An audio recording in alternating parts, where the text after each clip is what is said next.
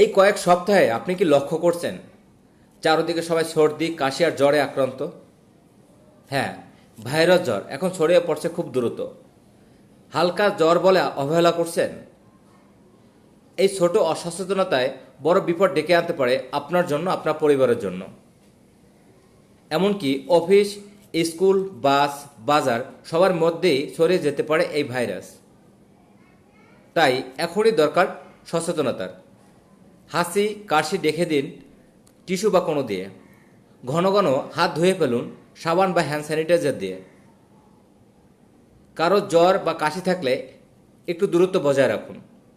এবং হ্যাঁ, জ্বর হলে নিজে থেকে ঔষধ না খেয়ে চিকিৎসকের পরামর্শ নিন। সুস্থ থাকতে হলে নিজে সচেতন হন, পরিবারকে সচেতন করুন। শুধু মাস্ক নয়, প্রয়োজনে মানসিক প্রস্তুতিও। আপনি সচেতন হলেই থামবে এই ভাইরাসের বিস্তার। মনে রাখবেন, অসচেতনতা ছড়ায় রোগ, আর সচেতনতায় বাঁচায় প্রাণ। আসুন আমরা সবাই মিলে গড়ি একটি স্বাস্থ্যবান বাংলাদেশ। ধন্যবাদ।